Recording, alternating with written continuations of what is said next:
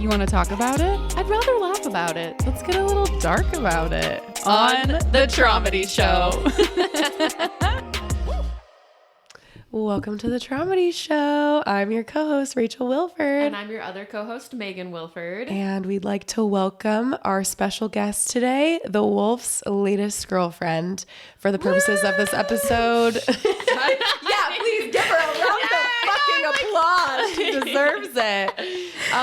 For the purposes of this episode, we are going to be keeping her identity anonymous, but she will be referred to as Amber in our show. So welcome, Amber. Thank you. Hello. Hello. Hello. Welcome to the Traumedy Show. Thank you. And we got a pink chair for the occasion. Yes. Mm-hmm. Yep. Just got it on Facebook Marketplace yesterday. Had to. We had to scramble to have comfy. Amber on the pod. We all have some wine Yes. right now. Yep. Rachel's very sick. Oh, yeah. She sounds... If I sound like a stuffy monster, it's because I am a stuffy monster. Mm-hmm. But nothing can stop me from doing this interview today. I won't allow it. Partly, you're so sick because of this, honestly. Yeah. So to put it into context, we recorded episode 3 on Thursday, April 11th. And the very next day, you and I are in an Uber on our way to go have a good time. And I get a message request from Amber. And it says, "Hi, Rachel, this is going to sound weird, but I have been seeing the wolf for a while. And I just found out he was cheating on me. And his sister told me to contact you. Would you be willing to talk? I feel like I've been going crazy for the last couple weeks."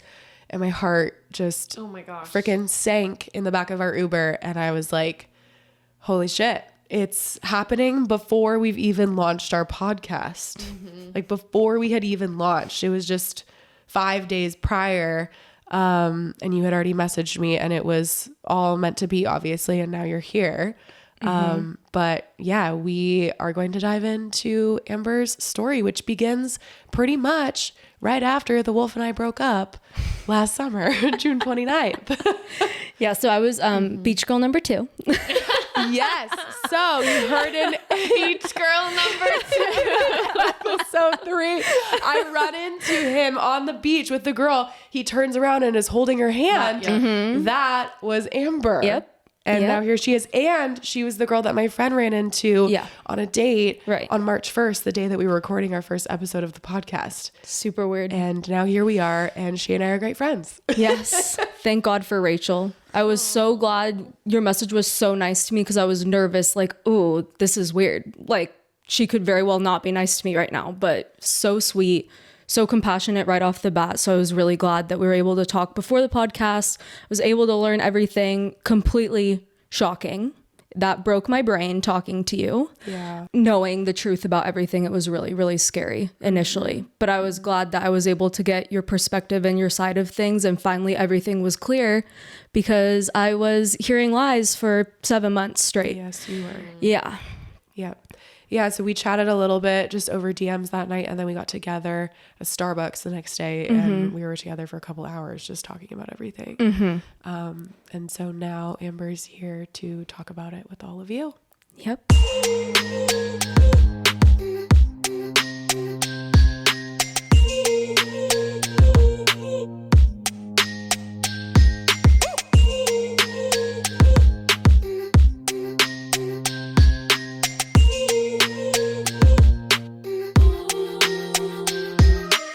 So, I met the wolf on Hinge. This was about beginning of August. I was just about to go back to school. I was like, let me just check the app. I didn't really go on it that much. He seemed super normal and nice, like just normal messaging. We were just talking about, oh, what music do you like? Or what do you like to do for fun? Things like that. So yeah, I met him for a date shortly after we were talking. Again, super normal, nice, nothing strange. And I had a nice time. And then the next day after that date, he texted What did you guys do on your first date? We went to dinner. We just walked around after that. He asked me, like, what do you want to do now after we're walking around? I'm like, go home. Like, I have to go to bed. But yeah, that's all we did. We just went to dinner and talked for a little while. All normal and nice. Nothing weird about the first date. And then, the next morning was when he messaged me, "Good morning, babe. Like, hope you have a great day." And I thought that was very like, we only went on one date for maybe like 3 hours. So I was like, oh, but of course that makes you like feel good. Like, oh, he's messaging me thinking about me. He must have really enjoyed the date. So yeah, he was messaging me like that, not like a ton, but like every day it was just like, have a good day, or what did you do today? Things like that. So yeah, that was the beginning.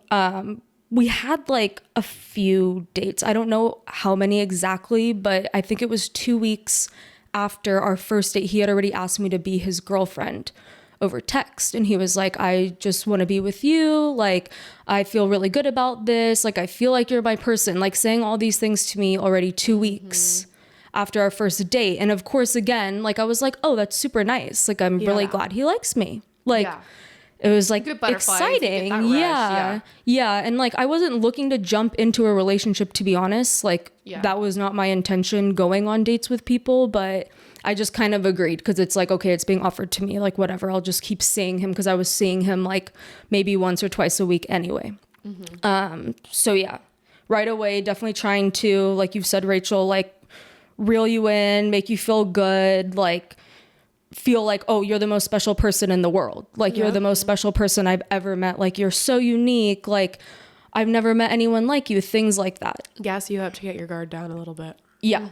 Yeah. So I was already like, okay, this is like a really nice guy.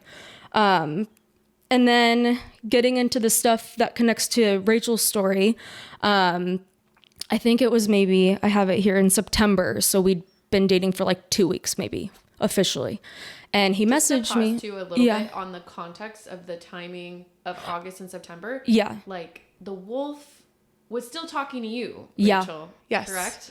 Yes, So- because I hadn't been able to block him yet. So he's Right. texting me, emailing me all the time. "I miss you so much. You're still going to be my wife. I love you. I'm going to get this tattoo of you," all this stuff, you know? And then meanwhile, he has a girlfriend. Yeah. And meanwhile, we'd only been broken up. By the time you guys became official, 5 weeks, 6 weeks? Yeah. Like really not long. Not long. The And letter he wrote that we burned. Did we burn it? We didn't. Why do I keep saying that we burned it? Oh, the I burned spit. it in We my mind. spit on it and we shredded The it, letter Megan. that we spit on was what? July? Yep. He dropped that off at the house for me on July 27th. I'm gonna marry you still. You're my forever. And then Yeah. and Or it as was you like saw, right after. different girls dates all the time. Yep. Still messaging you, still Yep. trying to sell this house. Then he's like, "Oh, I love you, Amber. Will you be my girlfriend?" Basically. To set the scene. Of Yes. The overlap is already overlapping. Yes. Good clarification. Yes. Yeah, it's good to point that out. And yeah, the "I love you" came very fast. It wasn't like right when he asked me to be his girlfriend, but also that was like a lot. But yes, and I didn't know any of this, obviously, because I hadn't even heard about Rachel yet. Like, and then, so yeah, September 12th, he texted me like, "Oh, I have to move stuff out of my house." So he had originally told me he lived with his friend, which he did not. Yeah. I live with my really cool friend. So that was like already the first lie. Like he told me on the first date, like, "I live with my friend." So I was already confused. So when he's telling me I have to move out, I thought he meant of his apartment with his friend. So I'm like, oh, okay. Like, why are you moving out? Where are you going? Like, where are you going? I didn't. Yeah. You didn't? I didn't tell you that? I freaking live with a friend. Yeah. And my then gosh. and then he goes, My imaginary friend. his imaginary friend, yeah. But then this is the text. I'll read it. He responds to me. I'm like, "Oh, what house?" So he's telling me, "Oh, it's the place I had with my ex."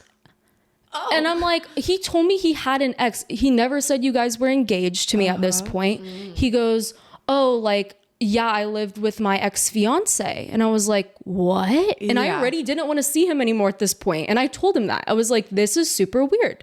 Like, why didn't you tell me this before? He texts me, "Maybe you forgot, but we were engaged." Let me just gaslight you. Yeah. And he 100% did not tell me that. Oh wow. Yeah. No, you would have remembered that detail. You would have 100%. absolutely I literally remembered texted him that. I was like, I would have remembered that. Yeah. Like, Yeah. no, you did not tell me that. Then he goes, "We bought a condo and lived there for only 2 months. We broke up and separated in January. The house has just been sitting there, but it's finally being sold.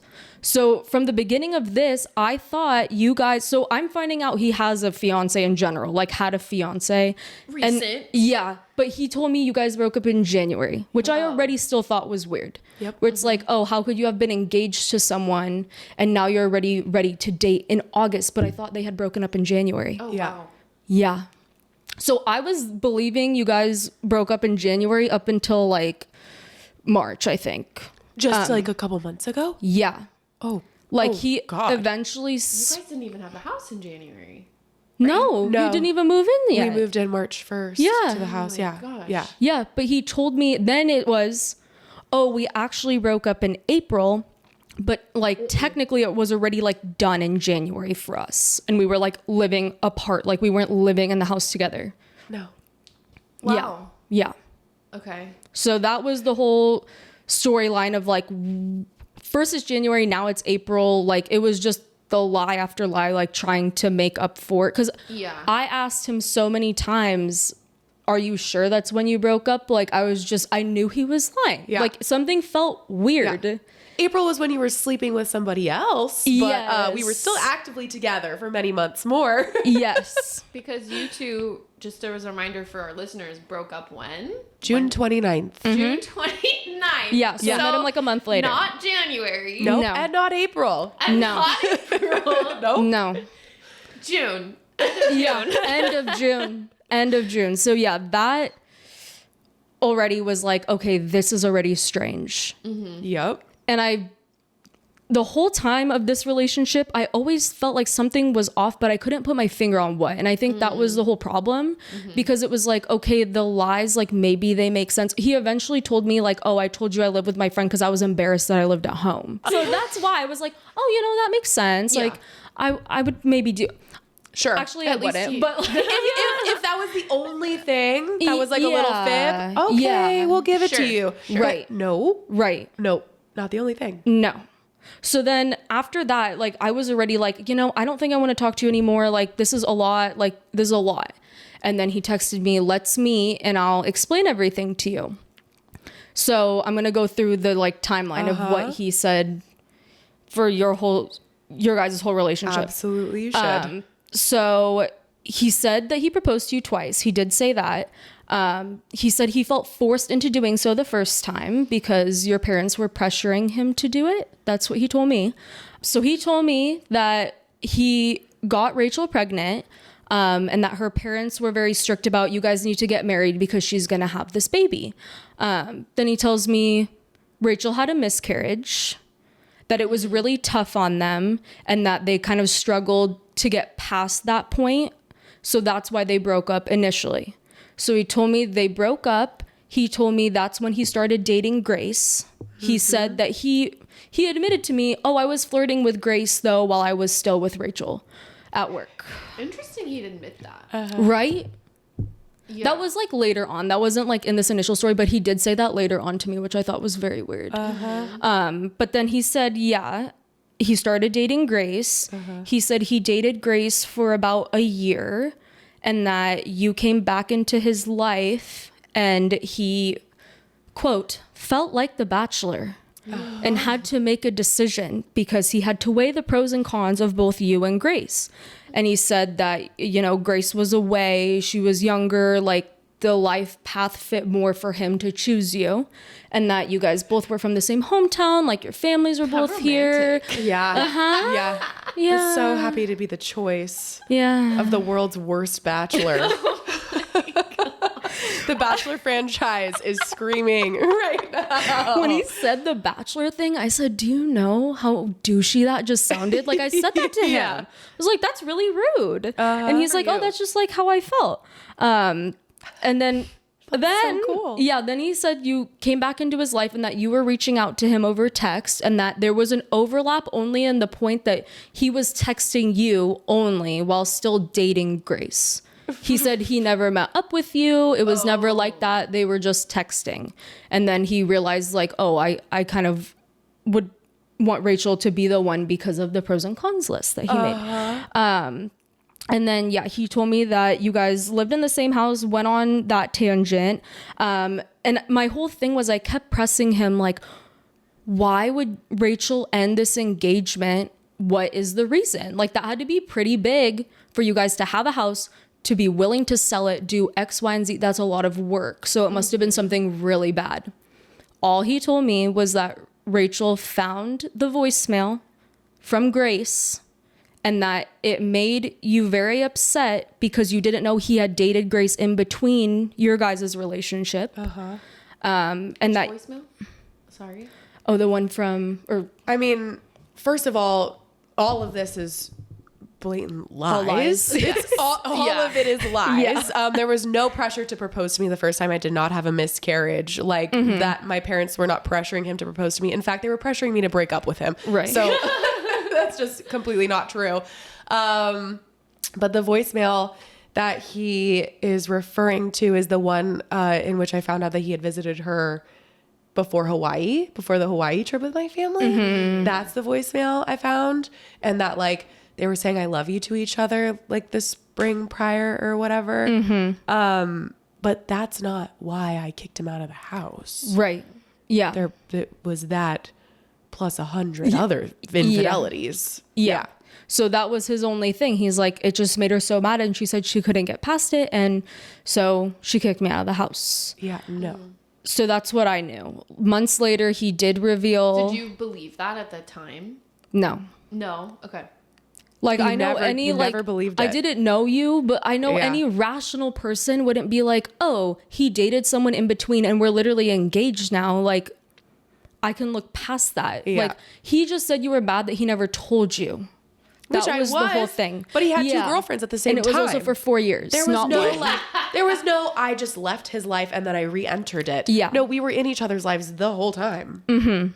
So Right. And that's obviously, that was left out. yeah. But I did think it was a lie already. I knew that I didn't think it was a lie. I thought there was way more to the story that he wasn't telling me, but I didn't know what it was. And then months later, he revealed about the messages he was sending to that girl during your bachelorette trip. And he did say to me, like, I was just asking her to go to lunch. And then Rachel took it as like, oh, I was trying to do something when I wasn't. But I even told him then, I don't think that's cool, though, that you're just messaging a girl anyway, even if she is your friend, to go to lunch while she's away.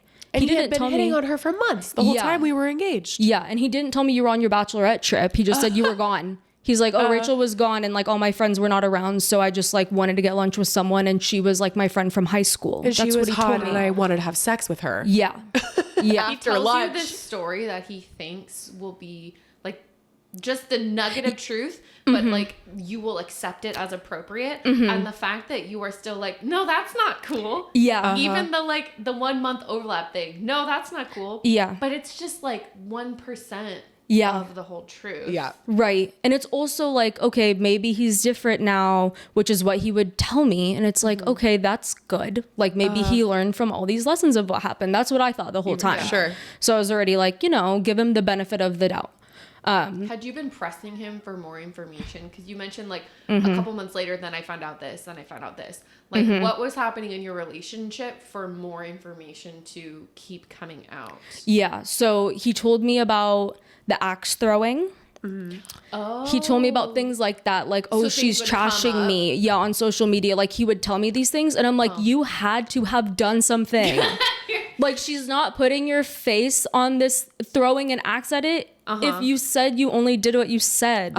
Like, every time. But yeah, things would be brought up because... He would tell you. Yeah. And I'll go into, but more so it was because very early on too, he was already talking to me about how we need to get a starter home and how we need to save up money. And he knows the math behind how much we need to save to do a down payment, to get a bigger house, things like that. Please. I was only with him for like 7 months. Shit about that Yeah. whole process. I know a lot about houses. Yeah, because my ex-fiance's mom did all the work.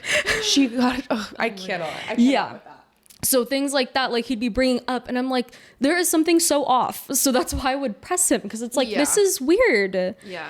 He like brought me to a place that he like said we should get married at, and I'm like, what? That he and I toured for his second wedding. Yeah. And then he goes, don't worry, this isn't where we were gonna get married though, like me and Rachel.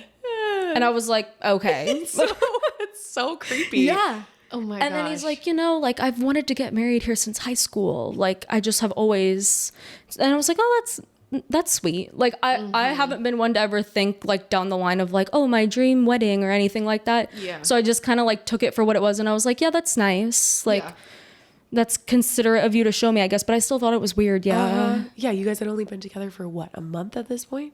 I think when he showed me, it was like 4. Okay. But still. Still. You But might yeah. also like, I don't think you mentioned how old you are and how old the wolf is. Oh, yeah. If at all that's relevant. Yeah. So I'm 25 and he's 31. So there is an age gap here. Yeah. And I could see the wolf being like, oh, I need to wife her up quick. There's a continual age gap pattern with him. Right. Right. And not to say this is a shocking age gap by any means. This is like a normal, appropriate age gap, but there is this level of like, this person has a potential career. I need to wife her up really quick. I'm going to say these things to like get her locked in because Right. I just lost Rachel. Right. And I trusted him more because I did think, oh, he's older. He has bought a house, but did he really know? But yeah, it was all these things were like, oh, he's had these life experiences that I haven't been able to have yet. So it was like more trusting in that way where it's like, oh, maybe he does know what he's doing. And it kind of felt like comforting to know like, oh, he knows how with the wedding stuff, like he went through that. But like looking back, no, he did not. Yeah, he presented himself to you as this person that was like older and wiser and experienced. Yeah.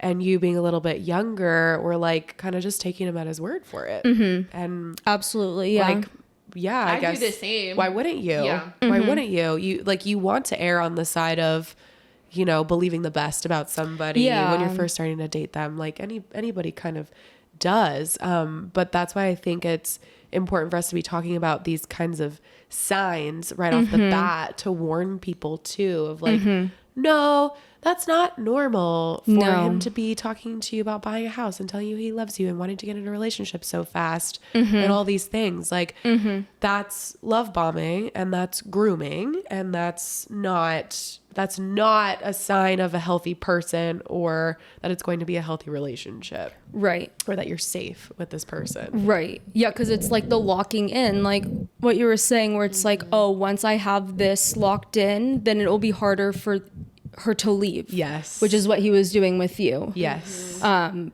obviously you don't realize it when it's happening. No, you so don't. it's like, oh, yeah. Yeah. But All there's this is ulterior fine. motives at play. Yeah. For sure. Yeah.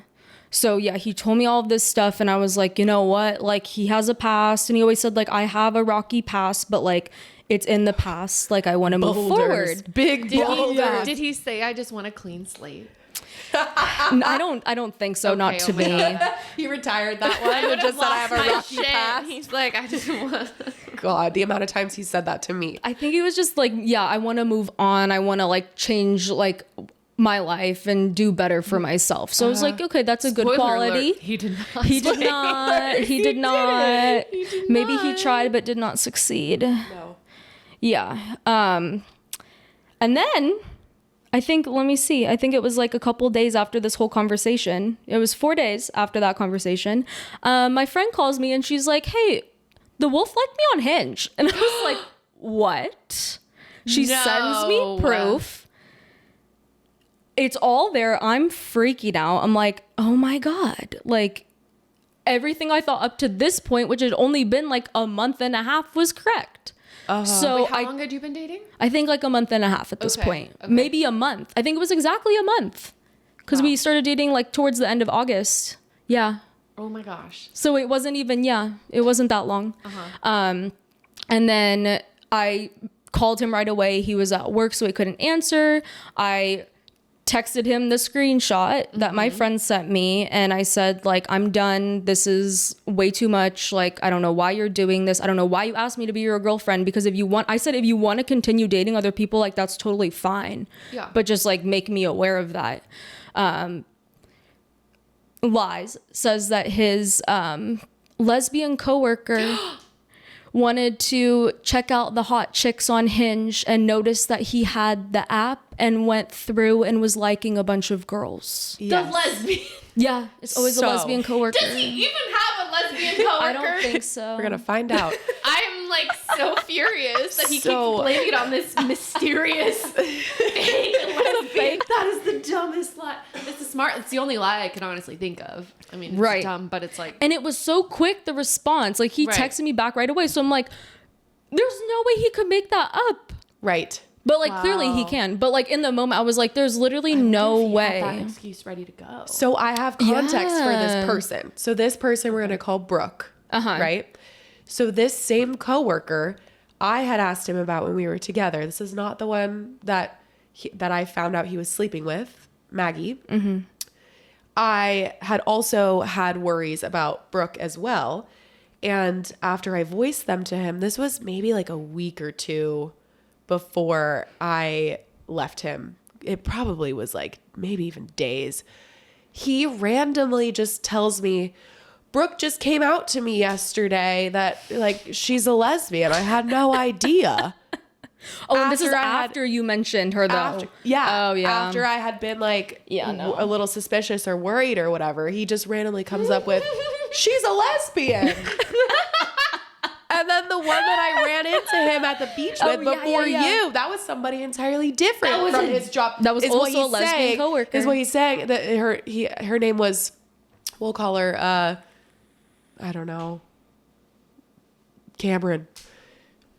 He's like, Cameron, that was my lesbian coworker, Cameron. Every woman you work with is a lesbian, so I shouldn't be And threatened they're by all any on of them. Hinge Yeah. on Yeah. his phone because Oh. they don't have their own dating. Like, That's Yes. also true. I never thought of that. I never thought she Why- could just have her own. I was just like, Yeah, that makes right. sense.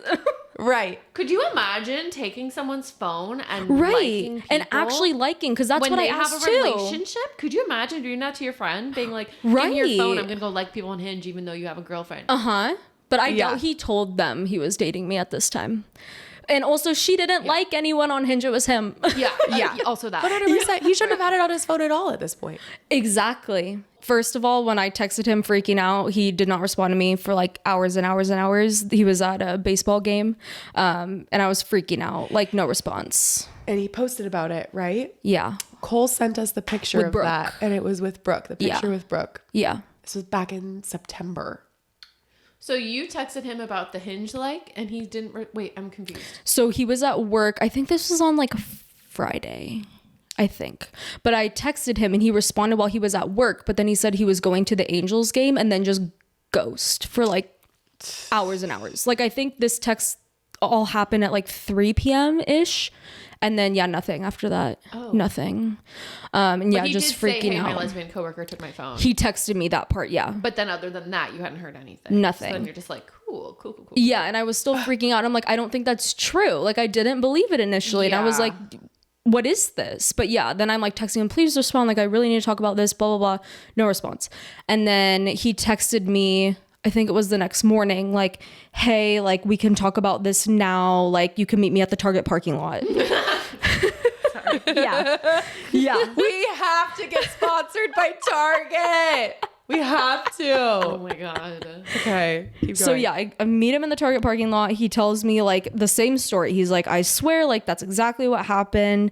I did not like your friend on Hinge, and I believed him. Like Did you ask to see his Hinge profile? he showed me. He's like, look, I don't have it on my phone. Like he searched it. Because you just deleted it. Yeah, he deleted it, but then he's like, I deleted my account, and I still had my account at the time, but I wasn't using it. So I went on, like he still should have been in my likes, and he wasn't in there anymore. So I was like, okay, maybe he actually did delete the account. Well, he did after.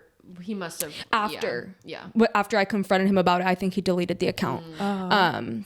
So yeah, that like made me feel better, and I'm like, okay, like maybe it was this girl. So like I'm just not liking Brooke at this point. Like I think this is all her fault because that's what he told me, and I'm like, that's really rude if like she knew we were dating or whatever. Right.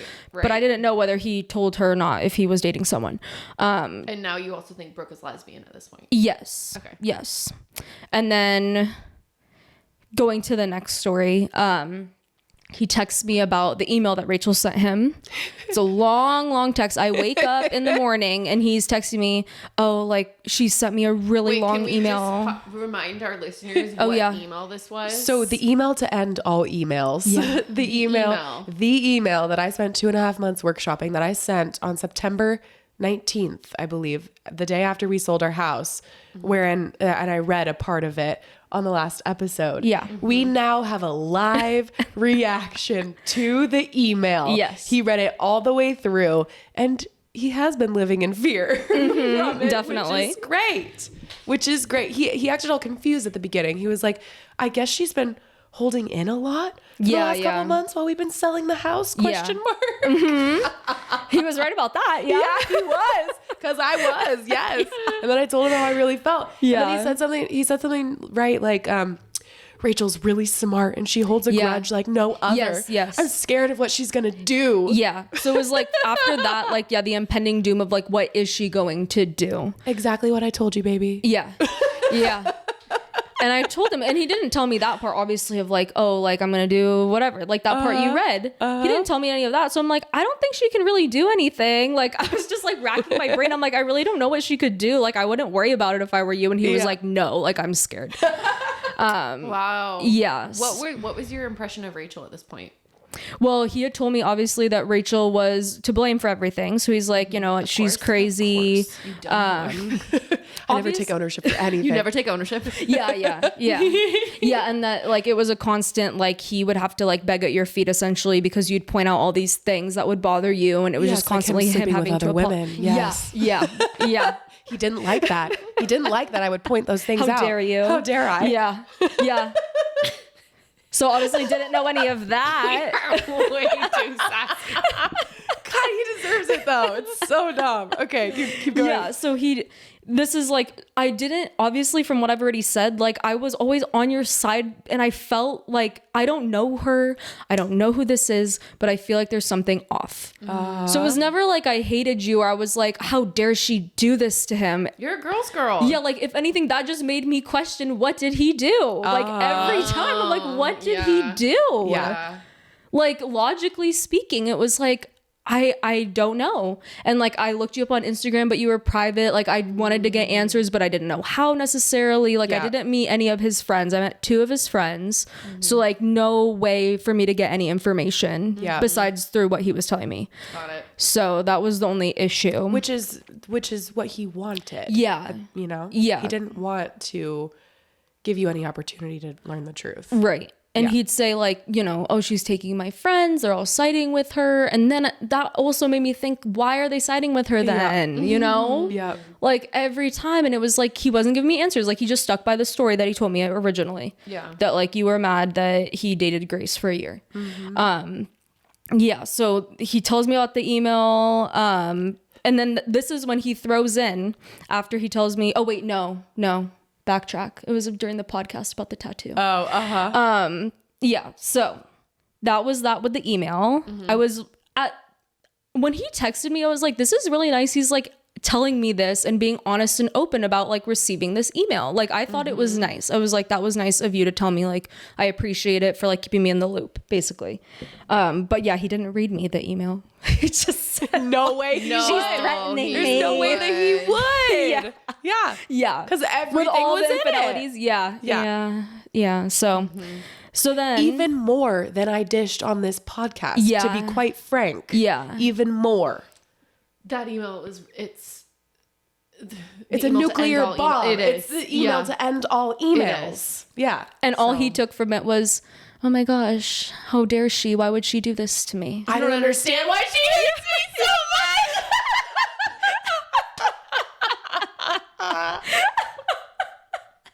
Oh, that was epic. Fuck. Oh God. Okay. Yeah, clearly it's just it's a mystery. Why? Truly was a mystery Why to do I hate him him. so much? And I was just trying to console him through all of this. I don't know anything. I'm like feeling You're bad. being a good girlfriend. Yeah, because he And seemed really rightfully distraught. suspicious. Yeah. And you're new here. Yeah, You're I new don't know here. anything. No. I didn't know anything. No. It was pretty early on. I think we were officially dating at this time. I'm pretty sure. But I was going to this concert. I want to say it was like September 10th. Was that I don't the know reggae why. It's like concert? stuck in my It's stuck Did you in my guys know head. about that? You sent me the screenshot Oh, of it. okay. So we were dating. Yeah. So we were officially dating, and I was going to this concert with a couple of my friends, and I invited him, and he was like, oh yeah, that sounds so fun. Like, I'll be there. It was just like a local, like you didn't need a ticket or anything. You could just go and see the concert. And then he just didn't respond like all night, and he never showed up. And I was like, oh, that's really weird. And it was embarrassing because my friends are like, where's this guy you're dating? Like, we wanted to meet him. Right. And I was like, I don't know. Like, that's super weird. And then the next morning he had texted me like, hey, so sorry that I didn't respond last night. I was with my family all night because my cousin passed away in a car accident. Oh. And I was like, oh my God, I'm so sorry. Let me know if you need anything. Like, that's horrible. Like, Yeah. I'll be praying for you and your family. Yeah. And he just goes, thanks, babe.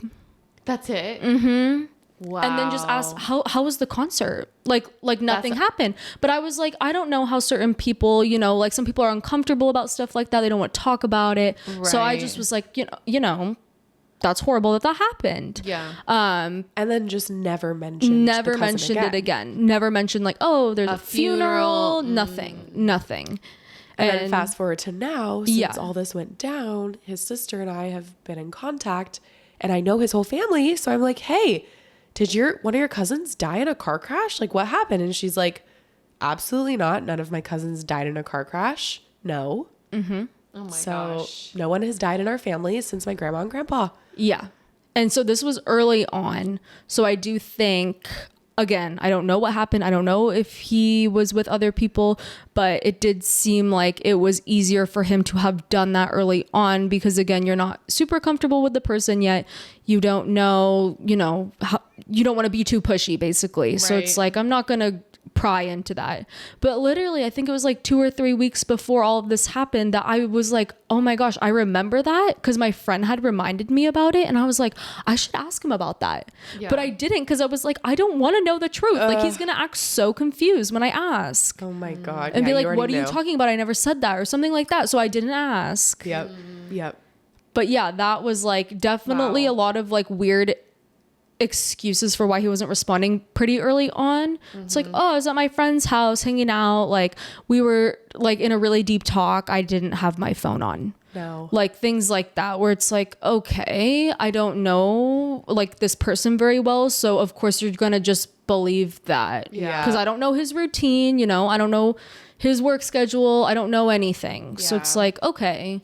But yeah, things like that early on were very much like, I brought up the friend that he said he was with, and he's like, I don't have a friend that's named that. It's something else. And I'm like, what? He can't even keep up with his He own can't remember. lies. Yeah. So he invites me to go to Knott's with his coworkers to Knott's Scary Farm, which I thought was really nice because this was in October, very early October. So we'd only been dating for like a month and a half. And I was like, okay, I'll go with you. Okay. And then he told me, you know, my 2 closest girlfriends, Alice and Brooke from work will be going, and like my other friends, like his friend group from work. And I was like, Enter okay, cool. Alice. Yes, Alice. We get there, they're in the parking lot. He introduces me. None of them look at me.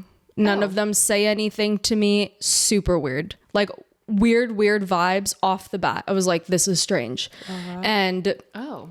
They were making weird comments in front of you. yes, they were making strange comments about Brooke and the wolf. Insinuating like sexual history. Yeah. Essentially. Yeah. Okay. I feel like it's fine to say. Yeah.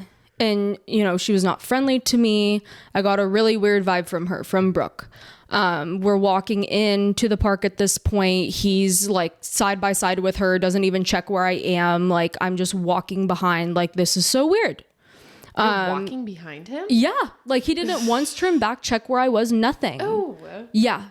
So then we get into the park. I already knew, like, this is going to be a really horrible time. Like, this is going to be so bad. And Alice talked to me for a little bit, but he was kind of like, oh, Alice, come over here. Like, she called me the wolf's friend. She did not say girlfriend, which I thought was weird at the you time. as his girlfriend to them? No, he just said, this is Amber. Interesting. Yeah.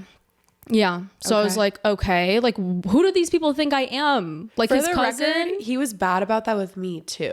Yeah. he would just be like, this is Rachel, and just kind of assume people would know like who I am to him, kind of. Right. Which is what he said to me when I said, why did she call me your friend? And he's like, oh, maybe she's just confused. And I'm like, okay. He liked to keep Okay. it ambiguous for everybody else. Yeah. Yeah. So she did talk to me and she was like nice to me. She was like the only one that was nice to me. Alice? Yeah. Okay. And that's because he had to like literally pull her over and say like, oh, this is Amber, blah, blah, blah. Like talk to her. And then I got really uncomfortable still. I was like, I don't want to be here. I left and said I had to go to the bathroom. So I'm calling my friend, telling her all of this. Like, it was funny too, because it was not Scary Farm. So the people were like jumping out at me and I'm on the phone and I was like, not right now. Like, not right now. I'm dealing with a different jump scare. Really. And they were like, oh sorry. Like, they were like, Oh my God. I'm dealing with a wolf. Can you clowns please just stay over there? Not today. like through the misty part where it's like the western area, like where the scariest ones are to me. I'm like, oh my God. Oh my God. Mistake for me to Chasing go you with off. chainsaws and shit. This is so poetic. Literally, that's so true. Like, honestly. He was the scariest villain of them all that night. Yeah. But then he texted me and he's like, did you leave? Like, what's going on? And I was like, I feel really uncomfortable. So he came and found me and was actually being really nice. He was like, I'm really sorry they're treating you like that. Like, I didn't know they would be acting weird. Like, I haven't introduced them to a girlfriend. Like, I didn't know this is how they would act. And he was nice and like didn't make us go back with them. Like, we just had like our own time there. And I was like, this is like really nice of him. That, So this is like the rescue kind of like cycle of, oh, somebody else hurt you. Now I'm going to come in and be the savior and I'm going to be the hero and you're going to worship me for it and you're going to love me for it. And I did. I was like, this is really nice. And he was telling me, you know, I understand how you're feeling. It's not right that you're feeling this way. Like, we're going to work as a team to solve it. We're not going back there. And I was like, thank you. But then I went into a conversation on our way back about like, that Brooke girl just made me really uncomfortable. Like, I feel like she was jealous that I was there. And he was like, yeah, you're right. Like, I don't want you to feel uncomfortable. Like, I'm not going to be as close with her anymore as I was. And this is supposedly his lesbian coworker? Yes. Right. Right. But the vibes were so clear Right. that she was not like only lesbian. Maybe she was bi, but like, no. It was so strange. Yeah. And then, from that point on, he never mentioned her. He never said he was talking to her. There was one story actually where he told me like, oh, it was someone's birthday and we had cupcakes and like to like be mean to her, I like put the cupcake in her face. And it's like, that's flirty. Yeah. I literally said that to him. I'm like, that's like flirty. Yep. And he's like, I don't take it as that, but like, I see what you're saying. And like, yeah, I shouldn't have done that. So it's like, oh, so nice. Like, every time I'm like, oh, thank you for understanding what I'm saying. Like, at the beginning, it was always like that. If I had a problem, it was like always like, we'll solve it. I'm not going to be with that person anymore. I'm not going to be talking to that person anymore. XYZ. Yep. So, He got it down with you. Oh, he got it down. yeah. Yeah. Yeah. You have a problem with that? Okay, I'll change. I promise. I won't do that anymore for sure. Yeah. And it always made me feel Validate better you, right away. like yeah. Yeah. And then, but still, I always was still worried about he talked about Alice a lot after this. So after Brooke wasn't spoken about anymore, it was constantly about Alice all the time, like bringing her up to me when he'd come over to my house after work. She called him one time and we were in my room and he answered it and was having like a full on conversation with her, asking her, oh, how's it like moving out and blah, blah, blah, blah, blah, like having a full conversation. And I was like, hang up the phone. I was like, hang up. That is so rude. Yeah. And he's like, she's just a friend. Like, I think she's a good person. I don't think like she's bad for me to hang around. He thinks she's a good person? He's not a very good judge of being a good person. So. No. And I didn't know that at the time. So I was like, you know, if he trusts her, like, I'll trust him. Like, Yeah. it's all good and well, like whatever. But I did tell him, like, can you stop talking about her so much? I don't like it. Like, it makes me feel like there's something weird going on. Yeah. Because it's not about, I'm like, I understand you work with her. I understand you see her on a daily basis. Like, that's totally fine. But it's like the conversations don't always need to be about this girl involving please. work. Yeah. And this is what he texted me. You'll never have to worry about Alice or any other woman ever. You are my one and only. You are my entire life. The last thing I ever want to do is fuck with your head or make you question anything about us. So he said also, you need to find a way to make me be your safe zone. So I was like, okay, Which like is I need to trust copy him. and paste shit he would say to me. Yeah. Of course he wants to be your safe zone too. This is just like Mm-hmm. how to keep you in check. And keep doing what he wants. Yeah. Exactly. Yeah. And so, that's also putting it on you. Like you need to figure out Exactly. how to make me feel like the safe zone. Exactly. And this is absolutely copy and paste. What Copy paste. he told you. Copy and paste. Rachel. So I trusted him. I'm like, you know what? And after that, I wasn't worried about it because it's like, okay, he's telling me all these things. Yeah, like, of I don't course. need to worry about it. Yeah. But he'd say things like, oh, like she's going to be promoted and like I'll work closer with her. I just want to let you know that. And I'm like, That's what he would say. okay. I'm like, Yeah. okay. Mm-hmm. What am would I supposed to say? Like, okay, what can I do about that? Like, Yeah. fine. He thought he was getting brownie points by being like extra. I'm being like, honest. Yeah. And Just he so would you know. do this same Yeah, stuff with me with yeah. Alice as well, which we'll get to with Alice as well. with Alice as well. Specifically, he would tell me, I just want to let you know I'm working with this girl. She has a boyfriend, but like we're getting paired up a lot. And so I'm with her most of the day. And I just want to let you know, like I talk to her about you most of the time. She talks to me about her boyfriend and we like bond over that kind of stuff. But like, and then he texts me like, I'm paired up with Alice today, just to let you know, like whatever. And I was taking it as like, oh, cool, he's being open and honest and I can trust him or whatever. And so Kind of same weird kind of he thing. even has to mention it that much. It's like absolutely overcompensation Yes. for something that's going on. Well, at the time with me, our shit was so rocky. It was already like in shambles. So I was taking it as, okay, he's going the extra mile to make sure I feel comfortable about this female coworker because I'm already so triggered. Yeah. But no, I think that well, we'll just get there. We'll get there. Yeah. There was one time, like my favorite color is purple. I've said that many times. And he was like, oh, you know, your favorite color blue. And I was like, you can't even remember my favorite color? Like, come on. Oh, because he's just talking to so many women. Yeah. Can't get him It's like, straight. oh wait, that's Alice's favorite color. Yeah, my bad. And he even told me like early on, oh, I had the contact name in my phone as Amber. And then it was like in parentheses music because we talked about music.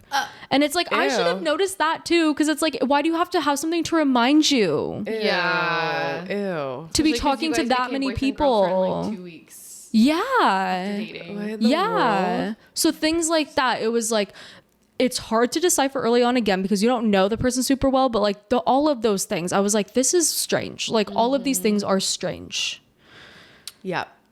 We also just want to point out for the record, because I never did this in any of my episodes, but it's such an important point to just know about this person. He does not drink any alcohol, does not do any drugs, not cigarettes, not vapes, not nothing. He drinks water and maybe lemonade sometimes. Yeah. That is it. No substances. So he is doing all of this stone cold sober, always has. The person does not creepier. do any sort of Yeah. substances, never has. Stone cold sober. It's just, Chilling, it's honestly. chilling. Yeah. It's chilling. Like, oh, okay. Yep. Can't even blame the alcohol. Can't.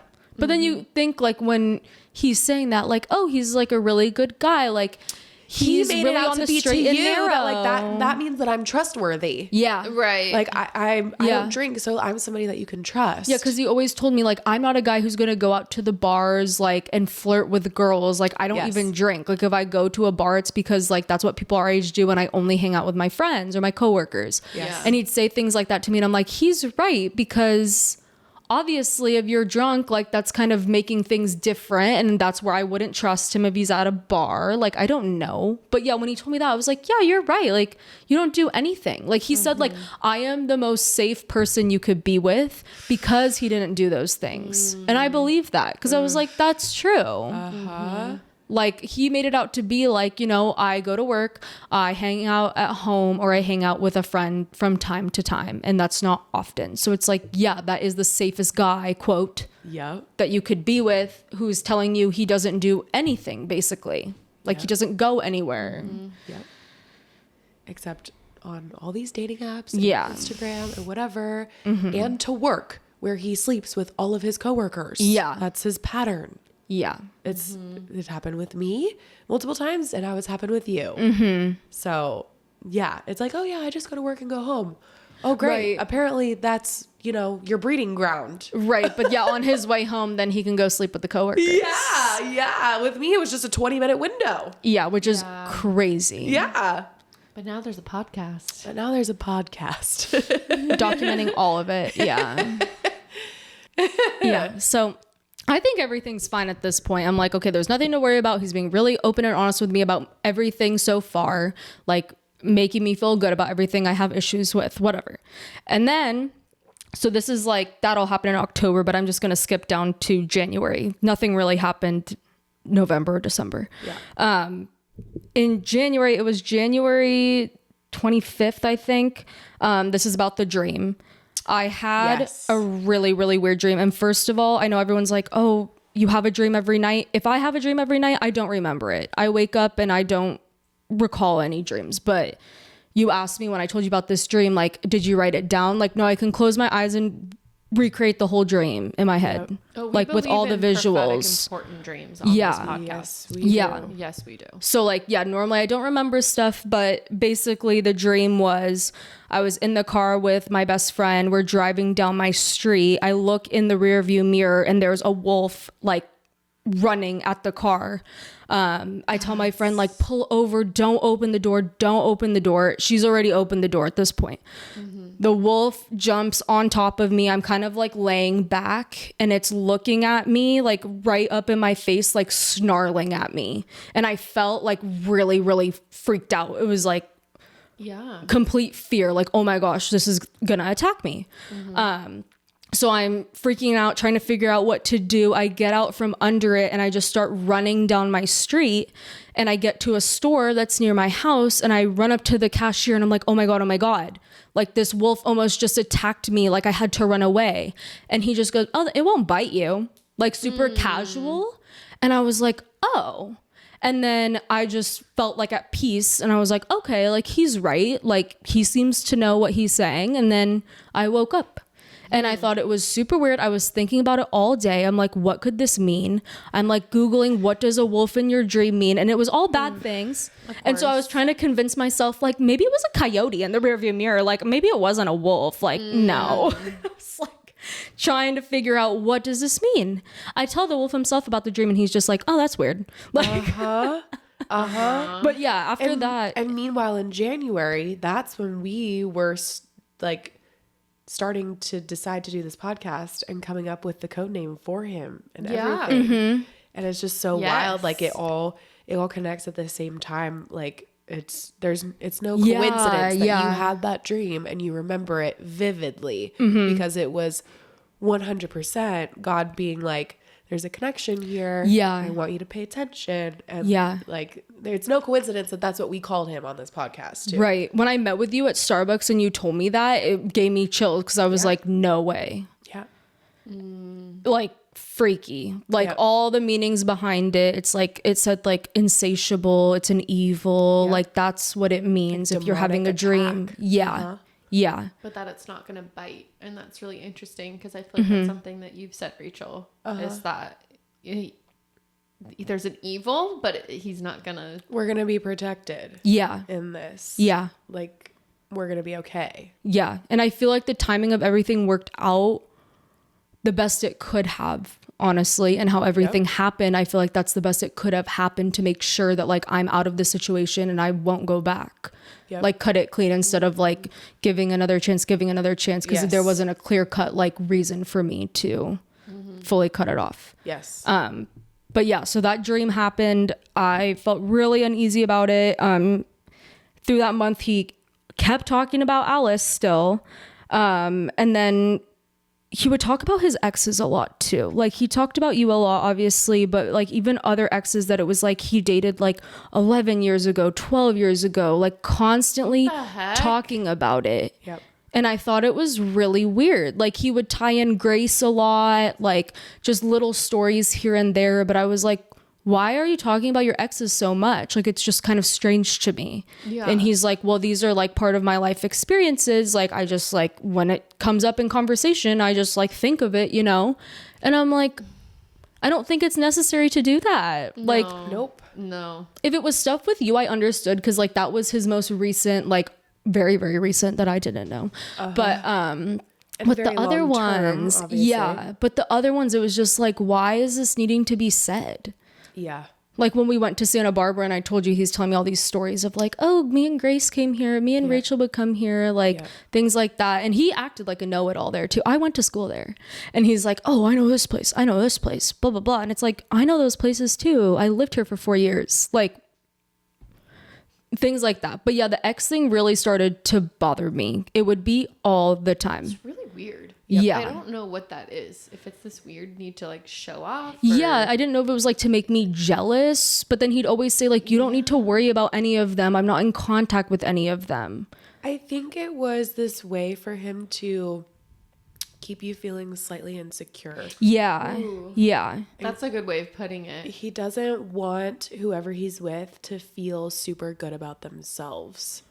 And so, Right. And he himself is not, he's living in constant fear of me, or he's not dealing with his issues from me, which really are his issues with himself. And so as a way to like cope with, you know, all that unresolved shit, he's kind of dumping it on you. But in the same breath, it's also making you insecure and making you not feel super confident in yourself, which is where he wants you, because then you won't leave. And I never let him, he would try to make snippy comments like I told you about certain, like, you'll never know how it feels to like achieve this. And I'm like, I do know how it feels. Like, I'll tell him that. It's like, what do you mean? Like he would try, but I always like talked back. Sorry, what have you achieved? Yeah, achieve what? Yeah. Well, okay, so now we're in March. He never So a month and a half ago, basically. Yes. Okay. Yes. I brought him to my friend's St. Patrick's Day party. I've brought him to like, I think 1 or 2 other parties When at we my were friend's. in Singapore. Yeah. We were in I have a Singapore. side note about Singapore after this. It's funny. Okay. Anyways. Why? Did he like know I was there? No, but we were watching that Somebody Feed Phil show. It's like he goes to like different places and I've tries heard about food. that. But we were watching the one about Singapore and he kept going on and on and on. I really want to go there. Like that looks so amazing there, blah, blah, blah. And then when I found your Instagram and you were public and I saw that you guys were in Singapore and I was like, this is hilarious. Yeah, he really wanted to go to Lake Como too, and I went there on our cousin moon. Good. Yeah, his Hinge profile, it was like, what's your like life goal? Travel the world. Oh God. Yeah. Good luck with that. I have pictures of his Hinge account that I sent to my friend, so I'm glad I took those screenshots, but I do He have tried to it. match with me on Hinge. I don't even think I didn't say that in an episode, but after we broke up, he tried to match with me on Hinge and sent me a message, I love you. I'm like, Oh. you think I'm Block. just gonna like accept? Like, Yeah. yeah, let's start talking on Hinge. No, I just want a clean slate. Why don't Let's we get a start over clean on slate. Hinge? That would have been start good. over on Hinge. my God. But yes, at this point, it was very much so like, you know, your friends are like all really crazy and like they don't seem like that great of people. And like these have been my friends since like high school that I have here. Like I'm very, So very this close. was after like a St. Patrick's Day party. Yeah, You said like- that your friends seem crazy. Yeah, like, oh, they're just like, you know, not in the place in life that we want to be in, and saying like, you know, like they're focused on like having fun, and it's like, I'm ready to get my life started, things like that. So he was making little digs about my friends. Ooh, And like, hate that. yeah. You're also 31 and have nothing going for you. No. Yeah. No, Sorry. exactly. We'll cut that out. That's mean, but it's true. But yeah, so things like that. And I hung out with my friends more than I hung out with him, honestly. Like it wasn't like he was trying to control me, like only hang out with me. Like I hung out with my friends just as much. Like I literally thought to myself, like, I think in February where I was like, if I wasn't with him, like nothing would change at all in my life. Like nothing would be affected, which I did feel was like the protection again, where it's Yeah. like, I see my friends as often as I did before I met him. Yeah. I'm still doing my thing. Like I hang out with him like 3 times a week. That's it. So it was like, I thought that in the back of my head and I'm like, that's weird that I'm thinking that. But like, Yeah. because nothing was wrong at that time in February. It was just like, Yeah. it doesn't feel, I didn't feel that connected to him Kind of ever. innately knew it wasn't going to be forever. Maybe. Yeah. But It always meanwhile, felt- right at this time, he was like going to church with you and kind of spiritually manipulating you, kind of in a similar way he was with me as well. Yes. Did I skip that? Yeah, I can talk about that. It was kind of around, I think, around that time, right? Let me see.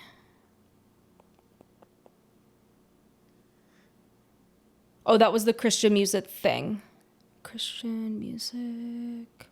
I can just talk about it now. It wasn't like a specific time period, but yeah. So I brought him to church one time and he told me like, you know, I really like going with you. Like, I want to keep going with you because I want to make this a routine for our life, like something we want to do, people we want to be around. And I was like, this is really great because that's important to me. Yeah. I've gone to church since I was little. Like, I want to continue doing that. So that made me feel good that he was like asking every week, can I come with you? Yeah. Can I come with you? And I'm like, oh, this is nice. He's taking initiative. Like, I'm not even having to ask. Yeah. And then he texted me one night, like, I've been listening to Christian music all night. Like, it just makes me feel really good and happy. And I'm like, that's good. Like, I don't even really listen to Christian music. So I was like, oh, that's really nice. Like, that's good to hear that you want to do that and like improve that part of your life. But yeah, that was a big part where that's why I really liked him, because I was like, okay, this is like a good path because this is what I want too, in terms of like matching up with like what I would like in a partner. Shared faith. It's like, okay, we are aligned on this, so we could raise our kids this way. I see a future here, and he knows that too. Yeah. And that did make me see it more, definitely that aspect where I was like, okay, like, yeah, I can see myself being with this guy for a long time because of that. But yeah, so it was kind of like the church at that time, talking about my friends at that time. And then March 12th is when he called me and told me about the podcast. Which is the day we announced that we were launching it. Yeah. Oh my God. That's so nice. Wow. A fan. I cannot believe he called you nervous about the podcast. Yeah. And now here you are. I know. And now here you are. Like, God is good. Oh my God. Yeah, he told me, he's like, Holy shit.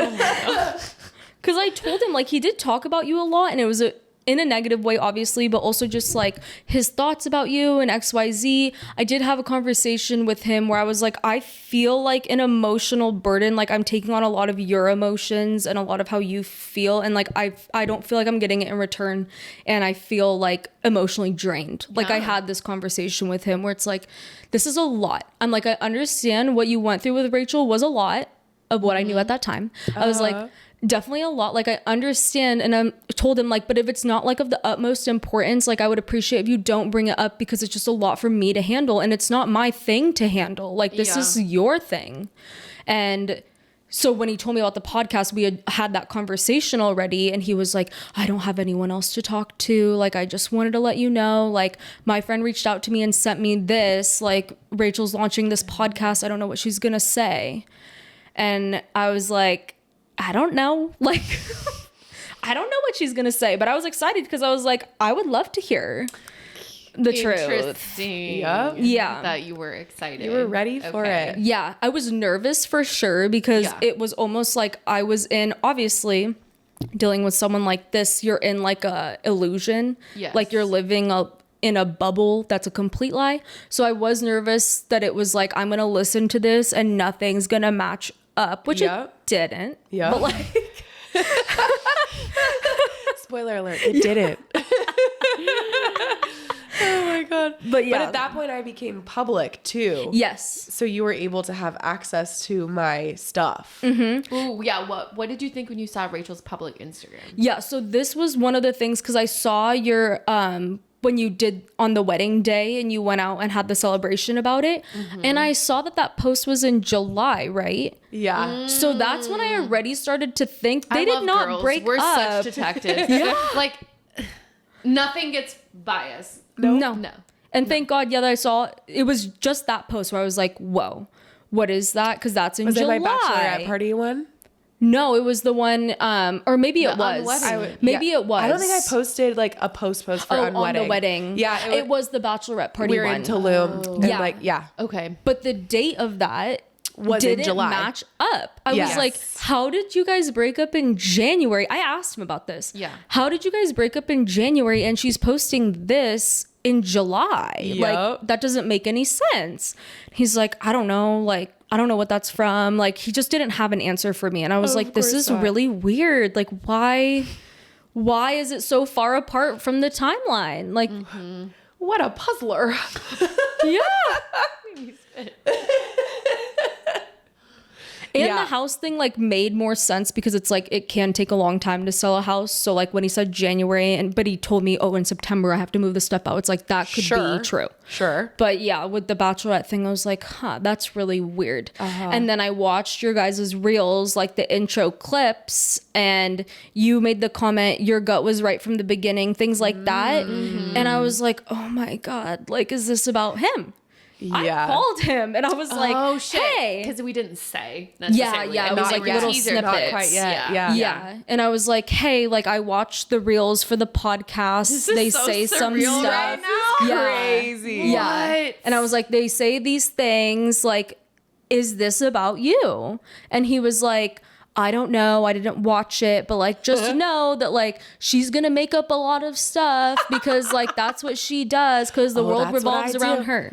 Oh yeah, that's what I do. I Yeah. just make things Yeah. up. my God. Yeah. I just, bought all this equipment and taught myself how to podcast and Just to make went up a bunch public of with all my stories. stuff, and it's all a lie. Yeah. Clearly. Yeah. Yeah. So I'm just a that's big ol' when I liar. told him I'm going to listen. I'm like, I'm going to be listening to the podcast. And he was like very nice about it. He's like, you can ask me any questions you want. You definitely can listen to it if you want. Like, I'm not going to control you doing that or not.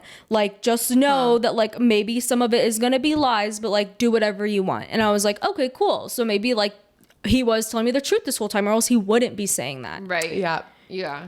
No, because if he had said, you can't listen to it, I won't, that would have been a major red flag to you. Exactly. Yeah. So that makes smart enough sense. to know. He's smart enough to know. Right. So like whatever you came to him with of that you listened, he would have just he would have already listened to it and had a story ready to go. Yeah. And it would have made sense. All of his lies slightly were off, but it was also like I could believe them. Yeah. So yeah, that definitely would have happened. And then after he told me about the podcast, he was like, thank you for being there for me. I know what tattoo I want to get for you. Yeah.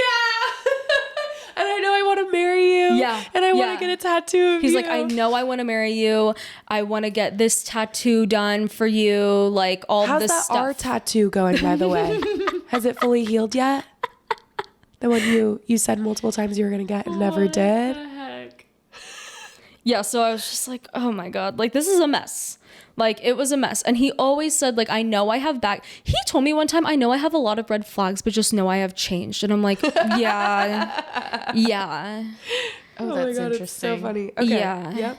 So yeah, all of that happened. March 12th. Yes. And then this is just a little snippet about like tying in to your stories about the coworkers. I went on his Instagram and I noticed he started following this girl that just gave me a bad feeling. And I was like, okay, who is this? And I texted him and I said, who is this random girl that you're following? Like, can you please just explain?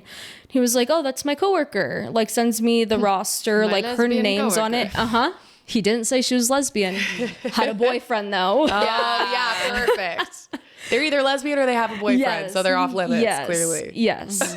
So he told me like, like I like to talk to people at my work. I like to be friendly, blah, blah, blah. And I'm like, okay, that makes sense. Same shit he did to me. He sent me the roster. Yeah. Same spiel. Yeah. Yep. And then he told me like, like I don't like being accused of something I didn't do. I'm not doing anything. He's like, I literally was talking to her about how excited I am to marry you. And like, I was just like talking to her about how much I like you. And like, she was talking to me about her boyfriend and we were just like having a heart to heart about that.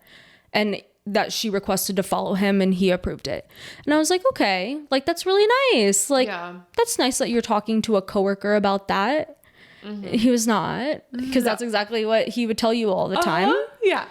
Oh, I just talked to them about you. Like, whatever. So that was already like, I knew it was suspicious. I didn't know. Like, she was definitely a coworker, but it was like, what's the backstory of that? And he had never talked about her before. At you this whole time. Yeah. The whole time. You just couldn't quite piece it together fully yet. Your gut was right from the beginning. Yes. Wow, full circle moment. That is crazy. Now it's me. Dude. But yeah, the whole time, that was the whole problem with this whole situation for me, was I always knew something was off, but I could not put my finger on what. And I wish if I could have, it would have helped me out. Like, I didn't have direct proof of anything like you were able to find. So I don't know what happened. I don't know what happened at all, except for when I get to the end. But yeah, never any proof, never any idea. I have no clue at all. But we absolutely have suspicions. Yes. For sure. Like, I always felt like, I don't think I'm like clingy or needing like attention all the time, but there was times where he wouldn't text me for a long time and it made me feel off. And I don't think like, that was my gut being like, why do you feel off? Because I think if it was a secure, like actually trusting relationship, I wouldn't have felt like that. Yeah. Bottom line, where it was always like an excuse of like, oh, I was doing this, I was doing that, I was busy. And I'm like, okay, like, and that's where the problem is, that like, it's weighing like, am I being too crazy? Am I doing something wrong and like making this person uncomfortable? But at the same time, it's like, you don't know what you're dealing with. So like going forward, it's like, that's the part that sucks, where it's like, now it's going to be like whoever I'm seeing next is going to be those thoughts in the back of my head, which is the only part, the downside. That's exactly right. But something, I don't know, that I've really held on to is like, the right person that's going to be for me is going to have no issue quelling any of my fears or like making me feel comfortable or giving me a password to the phone or sharing locations or anything like that. They're going to get it and they're going to have nothing to hide. So they're going to have no issue being open and honest and transparent. And that'll be the same for you. Like, it'll be a green flag to see that in somebody else. And anybody who's not willing to do that probably isn't for you. And is going to be shady. Exactly. Yeah. Cause it was always like, I don't know how it was for you, but every time I brought up like, this girl's making me feel uneasy, like later on, it was like, why are you attacking me? The way you're going about this is very like, you're accusing me instead of asking me, which at that time I was like, yeah, I should have just asked, who is this? Instead of being like, why are you following this random girl? Which is what I said initially about this coworker. And then I felt bad and I'm like, you know what? Yeah, I'm being disrespectful. Like, he's not doing anything. Like, he's just minding his own business. And I'm over here being like, what is this? Like, well, that's the whole thing, right? Is like, it's never a him problem. No. He's always going to turn it around on you in some way. You could have asked in the nicest way possible, which I did. Constantly. I asked in the kindest way possible. Yeah. Hey, who is this? Why are you doing this? It still was always going to be my fault, no matter what. Like, there's no different approach you could have taken, like nothing. He always was going and will always continue to turn it into a problem with the other person. He cannot look at himself. Yeah. And he does not want to face himself. He wants to continue doing what he's doing. And just, finding any way he can to hide it. You're insecure, but it's like, well, you made me that way. Right. You made me that way. Right. I am insecure because you made me insecure. And you're not helping me not be insecure by continuing this behavior. Right. And you continuously finding out more stuff. Yes. Yeah. Mine was just like little here and there of like, something is off, but I don't have direct proof of what. So that was the only thing for me where it's like, I don't have direct proof of anything to be like, oh, I'm not crazy. So the whole time I thought I was. Cycle. Yeah. No, and you're not crazy. You're not. That's why I'm glad what happened. Yes. To be honest, I'll get to it. But when it happened, my first initial reaction was, I was right the whole time. Yeah. Like, I was so, like, it was like, honestly, I was happy. Yeah, it's validating. Like, yes. This is what I thought the whole time. Oh, yeah. But I'll get to that. okay. This is like a little side note. I just wanted to be like nice, but after we had that conversation about like, I feel emotionally drained by you. This is a lot. Like, I can't handle it.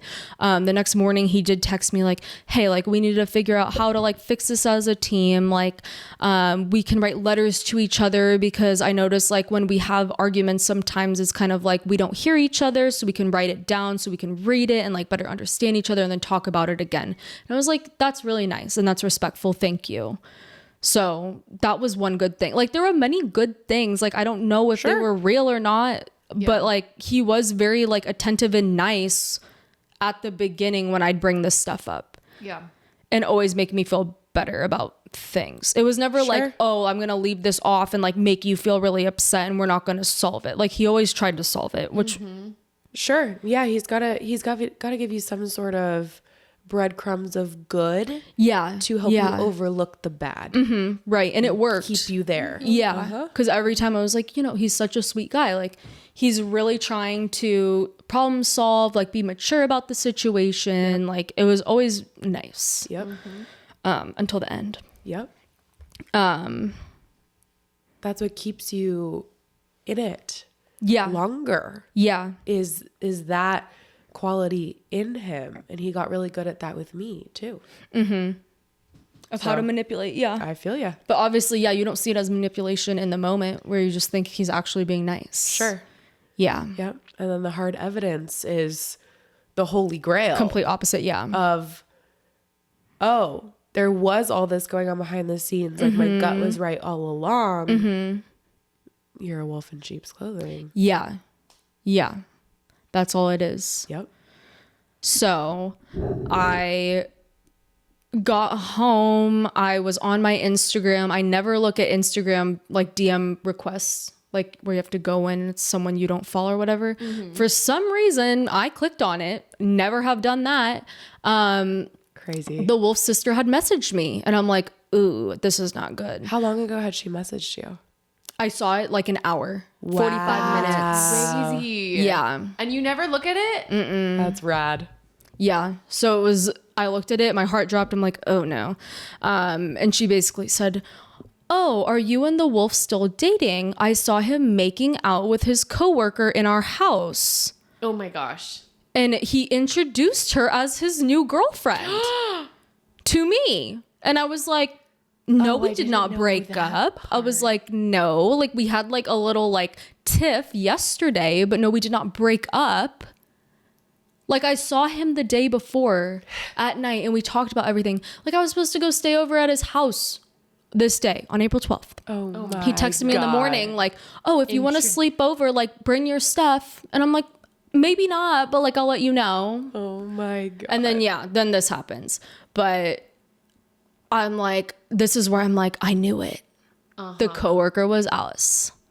I knew it from the very beginning. I'm like, I was right. Thank God I was right. And like that someone's telling me she literally saw it happen. And then I called him right away. He answered. He was at work. And I was like, is it true? Like, I heard what happened. He's like, yeah, I can't talk right now. Like, I'll talk to you later. Yeah, hangs up the phone.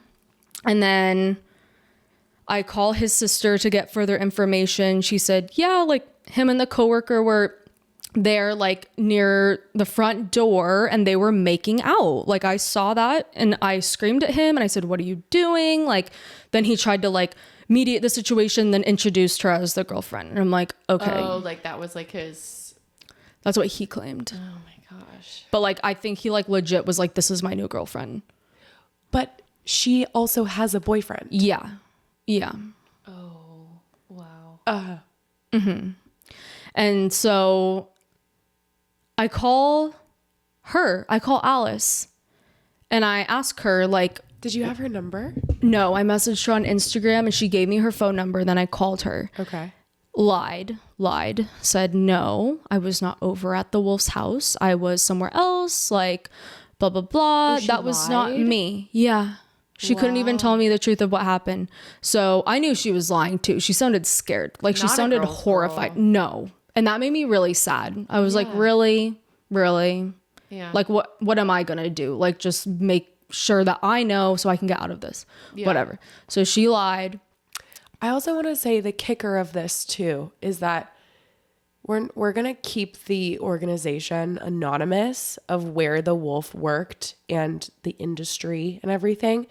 But what we will say is that he worked with very vulnerable clients who were put in harm's way, in negligence, for him to go and satisfy these sexual desires in his home with his coworker who was his subordinate. Yes. Yeah.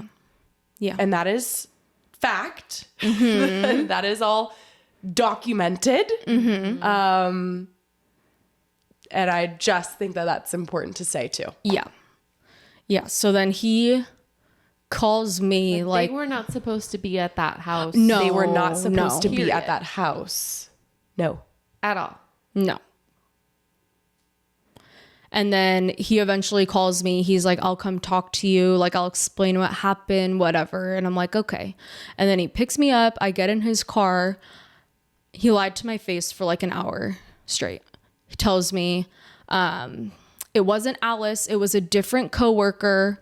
It started to drizzle. So we went to my house, which was not allowed, like we said. We were having a heart-to-heart, like talking about personal things. Like, it was just like a nice conversation. And what my sister saw was me kissing her on the forehead after we hugged each other because we had just had a pretty personal conversation. And he was like, and I get that I shouldn't have done that. I shouldn't have brought her to my house. Shouldn't have kissed her on the forehead, but that's what happened. And I was like, do you swear? Do you pinky swear? Like, trying to like, this has to be real. Like, or obviously his word means nothing to him, but like, I was like, I don't know what to believe anymore. Like, I don't, his sister had no reason to lie and tell me any of that stuff. Like, no. And he swore and said, that's what happened. I swear to you. Like, now I'm going to lose everything. Like, I'm going to lose my girlfriend. I'm going to lose my friends, blah, blah, blah. And I'm He like, swore on his grandma's grave. yeah. And then said like, but don't bring her into this. But yeah, he did.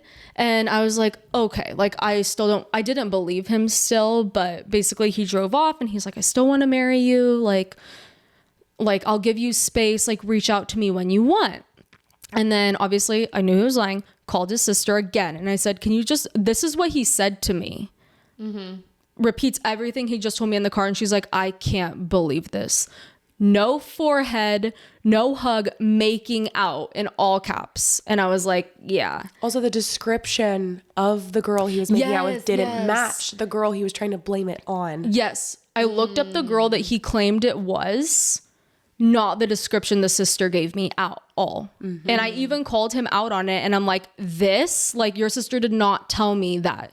And he's like, I don't know, like her hair could have grown. Like, it was basically like the girl had long hair, but the girl that he claimed it was had a bob, like a short haircut. And I was like, this is not who your sister saw. What kind of miracle hair growth she has, but no. And that photo was from like March, and he's like, I don't know how that works. Like, her hair must be longer now. I don't know how that works. Like, whatever. And then so his sister was like, don't believe anything he says. Like, I saw what I saw.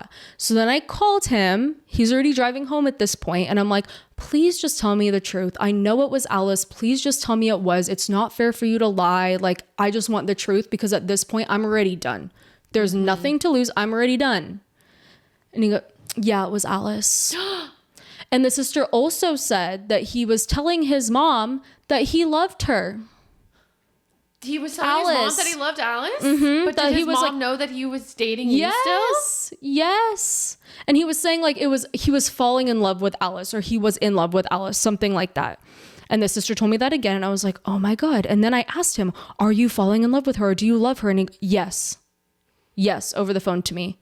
And I was like, why would you do this? Like, why? I'm freaking out. I gotta go. Hangs up the phone. That's it. I made it all up. And just didn't he say I made it all up? Yeah. He said everything I said to you in the car was a lie. It was her. It was Alice. Yeah. And I'm falling in love with her, or in love with her. Click. Yeah. And then hangs up the phone. After swearing on his grandma's grave. Yes. That it was not Alice. So at this point, I'm like, thank God I got direct proof that he is crazy, like not right. And I'm like, oh my God. So I'm still freaking out. He does not contact me at all. Nothing. Silence. Silence. Complete silence. Meanwhile, you contact me. Yes. And then, I'm freaking out, still talking to the sister. I'm like, I don't know what to do. Like, it literally broke my brain. Like, at this point, I was like, what is going on? She's like, talk to Rachel because Rachel understands. And I had wanted to talk to you. You've been hearing about for 7 months. Or how long were you together? Yeah, like 7 months. Okay. And I had wanted to reach out to you, but I was like, I don't know what to do. Like, this is such an uncomfortable situation. Yeah. But then I reached out to you. You were so kind to me. Like, that literally like made me feel, oh, it's okay.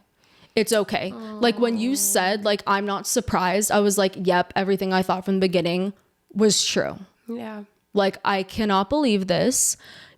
Met with you the next day. Literally hearing everything you told me, it broke. Like, it was like, I keep telling my friends, like, when you watch like a movie and there's a plot twist at the end, like in the Joker, where it's like, oh, that whole thing that they were showing was not real.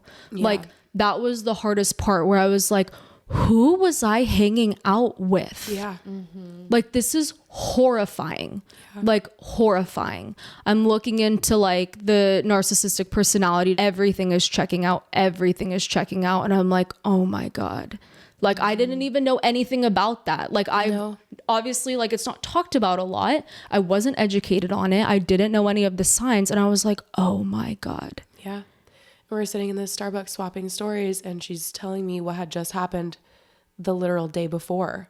And I'm just, my mind is just blown. And I'm like, Amber, I'm starting a podcast about, like, the first few episodes are all about this. Like, I'm going to talk about it in literal days. It's dropping, and you just go, how can I help? And I was like, I want you to be our first guest. Like, I think it's so important that you come on and share that this is not just a me and him problem, like a problem in our relationship, you know, where we just didn't jive and there was a lot of infidelity, whatever. No, this is just who he is as a person, regardless of me, regardless of you. Sub anyone in, sub any good-hearted, pure person in with a career and like somebody who believes the best and gives a lot of chances. Sub anyone in like that, and it's a gold mine for him. This is who he is. And how so many other people are too.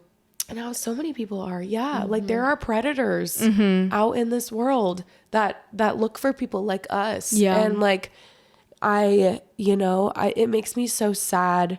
Like, I got home that day and I just fucking broke down on my couch. Just hearing your story and just how similar it was to mine, just like a sped up timeline of the grooming and the cheating and all of that stuff. And like, it breaks my heart that you had to go through that too. But like, I know that it's all part of a bigger purpose and a bigger plan. And it does feel so divine that you're sitting here now in this chair and we all have 3 pink mics and we're talking about it to the world, because like I know that it is going to help so many people to hear about this, and like to hear that, you know, people are not alone in this. Like, our story, like, gosh, this story is wild. Like, that's not lost on any of us. Like, this is crazy, the stuff that we're talking about.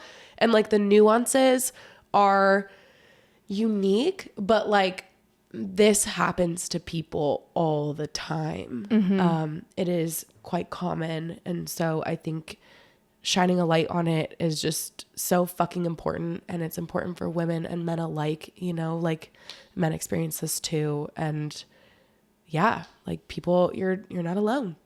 You're not alone. And the you warning have to signs. speak up about it. You can't, like, don't stay silent. If, like, I know sometimes it's scary and you don't have the means or the resources, or, you know, like, you can't because you have kids with them or whatever. But like, if you can speak up about it and say something, it is so important, because these people operate in the shadows. And if there are no consequences, then they just keep doing it because they can. They just keep doing it because they can. And it is the wolf in sheep's clothing. It's so hard to detect. That's the scariest part. But also there were warning signs that, like, my whole thing that I've learned from this is to just trust myself and know if I feel like something is wrong, something is wrong. Like the early on love bombing, like you said, the early on trying to reel you in, get a house, get married that quickly, that is not normal. No. And I thought, like, this is making me feel good. This make me feel wanted. But like the normal way to go about it is not like that. Yeah.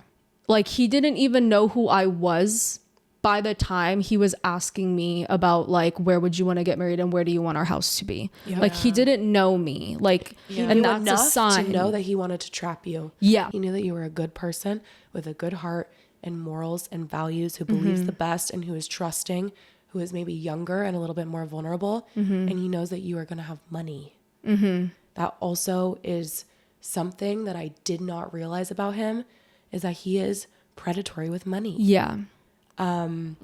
He always positioned himself as like very generous, very giving with his money. Let's go out and have these extravagant dinners. Let's go out and do these extravagant things. Yeah. I don't care about money. I'm very generous, whatever. But at the same time, he's picking people that have careers and that have money and that can kind of take care of him if he traps them, Yeah. so that he doesn't have to, you know, figure out his own shit. Exactly. Yeah. And I noticed my friends would tell me that. Like, I think he's just doing all of this right now in terms of, like, yeah, doing nice things, taking you out to nice places, going on trips, XYZ, because that's going to reel you in more. Yep. And it's definitely, I think, important to talk to friends about how you're feeling about this stuff, because every step of the way I would tell my friends this happened and I feel off about it. And every time they told me there is something off about that. Yeah. So to just get that extra validation of, like, telling people, is this normal to you? Like, that kind of, like, takes you out of, like, it's mind control what they're doing. Yes. It's a brainwash. So, like, to have people that aren't in the brainwash telling you things like that, I think is also important. And that's a good reason why, like, I was always so suspicious, always so guarded with him. Yeah. And I didn't let him into my life as much as I would have another for you. person. Yeah, but I do think because I'm telling them these things, and it's like, your friends are going to see their true character anyway. Like, if your friends get along with who you're dating, that's definitely a good sign. But if they're seeing these things and can tell you, like, no, that doesn't seem right, then at least you're getting outsider's perspective on it. 100%. Like, you were being open and honest with the people in your inner circle, and they were giving you feedback of, like, this isn't right. And you got out in 7 months, and I stayed silent and didn't tell anybody what I was going through, and I got stuck for 10 years. So 100%, like, gosh, if you just tell one person in your life that is trusted, like, at least you have some sort of sounding board, you know, and not just this person who's there and brainwashing you. And that's the only sort of feedback you're getting in your brain. Exactly. Yeah. And of course you want to tell yourself, like, I trust this person. They're telling me all the right things. But yeah, the warning signs are so hard to detect. Yep. But there are some that are easy to detect at the beginning, which is really nice. Yeah, it was just the hardest part is, like, it was all an illusion, and that's really hard to get over for me. Like, that's the only part where I was, like, really, really, like, traumatized by, where it was like, wow, I thought I was with a completely different person. And then when you learn the truth, like when I met with you, like, that was a lot. Like, I sat in my car and just stared off into the distance for like 45 minutes. I was like, I cannot believe any of this. Yeah. Like, absolutely wild. Yep. Yeah. It's like unfathomable. Yeah. It's unfathomable. Yeah. I couldn't believe it when I was in it. I was like, I was seeing it with my own eyes. I was finding the evidence, and still I was like, struggling to even believe what I was uncovering, because it was so dark and evil, and just like and that's why he picks that's why he picks people like us. Yeah. Because we do have such good hearts, and we do have a hard time believing it, even when we see it. And then it's like, that's an easier way for him to then come in and be like, it's not as bad as it sounds, and I am never going to do it again, and whatever, it was a mistake, whatever. And then we're more equipped to forgive. Yeah. They pick people, like narcissists pick people like that on purpose. Empaths, yeah. Yep. Because I always feel, if someone's feeling something, I feel it too.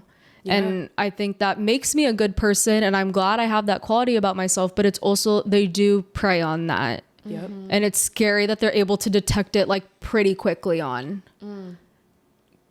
Because I feel like knew that after like, when he asked me to be his girlfriend, like 2 weeks. Oh yeah, he could tell it right away.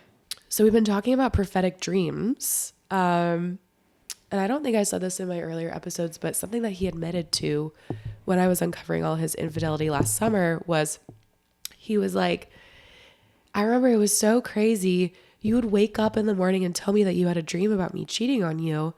And I always was like, how did she know? Because I had been cheating on you while you were having that dream the night before. The wolf told you that? He straight up told me that. Yes. So I was having prophetic dreams Would he say that? about him cheating on me while he really was. Was this while you guys were still together, or this was after? While we were still together. What? Like when stuff was unraveling. When stuff was unraveling about Grace, he was like, I would literally be with Grace the night before and you would tell me the next morning that you had a dream about me cheating on you. And I was like, how does she just know? Wow. Yeah. Oh He said my it happened gosh. constantly. Why would he say that? Because Stupid. yeah. So I had this dream the day before I left him, June 28th. I dreamed that he was sending flirty texts to Alice, the girl that he then cheated on you with this year. So it all comes full circle of like, was he cheating on me with her back then when he was like trying to overcompensate? I don't know. Or was it a warning that this was all going to come back around with the same girl with you? Yeah. The morning before I left him, I had that dream and I texted him about it. Was this when he had already been telling you often, like, oh, we're partnered up a lot? Like, Yes. had he already been talking about her? Yes. Yes. Oh, he had for already been sure. talking about Yeah. her. It must have been happening then. It must have been happening for like this Yeah. whole time. I think so Yeah. too. And he told me like, oh, we've been very close because we were paired up a lot, like when he was in his lower position. So he did tell me that, and he's like, that's why she's like one of my closest friends. And he always said, I love Alice as a friend. I think her boyfriend is not good for her. Oh my God. I'm looking out for her as a friend. I don't think her boyfriend is good for her. Oh yeah. Of course he doesn't, because he'd like to be that boyfriend instead. Yeah. Oh, I wonder if she's his next victim. I don't know. It seems like she's still with her boyfriend. She blocked me, so I don't know. Oh, interesting. Hasn't blocked me yet. Just kidding. Or me, I just checked. We were talking about it. So Amber and I are sitting in this Starbucks and she's telling me this whole story, and that there is a chance that there is going to be stuff going down at his job. I won't say exactly what, but the moral of the story is he no longer works there. And the reason that I was doing stakeouts for a couple of days was because if anything was going to happen, I wanted to be there for me, for Amber. I needed to be there for justice. And so I did witness him doing his walk of shame out of the building after Can we say? he no longer works there. That's what we can say. But the investigative journalist in me was positively screaming at this whole thing. And so that's why I basically haven't been sleeping or eating in like a week and a half, was because of all this crap and wanting to make sure that, like, you know, we tell this story right and we do right by you. And we I don't know, that just, we do right by all of this. So after Amber messages me on Instagram and we get together, I then go and look in my junk emails, because I said in last episode I can't block an email address. Right. So his emails go to my junk. And I had gotten one from him on April 8th, which was 4 days before this all went down. At 9:48, he says, "Not a day goes by where I don't miss you. Reflecting back on all these years has really made me realize how many mistakes I made and how much of a negative influence I was on your life. I will never be able to apologize enough for that, but I am truly so sorry. You have always been my best friend. I miss my life partner and companion. We always made the best team. I still believe you are my soulmate. I wish more than anything we can talk again. The amount of good that church and therapy has done for me over the past year has been very transformative. And I just wish you could know the person I am now. You will forever be my lobster. And I sent this. As he has a girlfriend. I sent this to Amber. I'm like, no way. You won't believe what he sent me just 4 days before you contact me. And she goes, what time was that? I said 9:48. And you say, He left my house at 9:30 that night. Oh my God. and then Like texted right you when he got home. at he did that. 10:01. Good night. I love you. After sending me this email. Yes. Home now. To Good night. be- Love you. Yeah. Oh my gosh.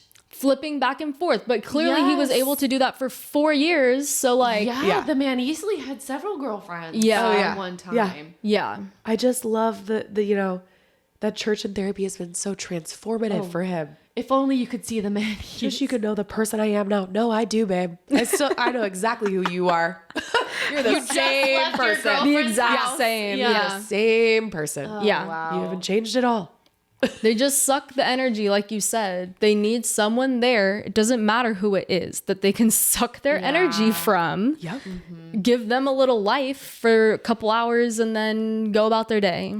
His worst nightmare is you two sitting together Yeah. talking about it. Yes. To be able to look at the timestamps and to Yes. say, oh, he emailed me. Oh, he just left my house. Yes. Like, and the irony is because of this podcast and all of this is happening, more and more women we are learning who've been dating the wolf in the past are kind of coming out of the woodwork and like banding together. Yes. His literal worst nightmare. You are the first, but you won't be the last. No. You won't be the last. No, there's This many. is just the beginning. Yeah. Amber, how the fuck are you? Oh. After, like, for real though, after Yeah. all Yeah. of this, like, this has been a crazy 7 months, it seems like. And what have you learned? How are you processing this? And is there anything else you would kind of like to say, maybe to someone who might be in a similar situation? Right. I'm doing okay. I think talking to Rachel and talking to you guys and hearing everything has really helped me cope with everything because I like to understand things. Yeah. So I think just finding out I was dealing with someone that has narcissistic personality, it was scary because they put on a mask. They basically morph themselves into like your perfect partner. Yeah. So to me, it was like all sunshine and rainbows for a long time. And the little things that happened, it wasn't like anything detrimental where I was like, ooh, like I really need to get out. The hardest part was like my brain breaking, like finding out like this is who he truly was. That was the part that made me break down. It wasn't like, oh, I miss this person. I miss like spending time with him. To be honest, yeah, like it wasn't like I ever even cried about that. I was crying about like I was tricked and manipulated and it made me feel dirty. Like it made me feel icky where I was like, oh my God, like I cannot believe that I was in that situation. Because when you hear about this stuff, it's like on TV, like it's on like Dateline. It's like, that's not going to happen to me. So it was just very much like I felt like a victim in a way that it was like I didn't even know I was one.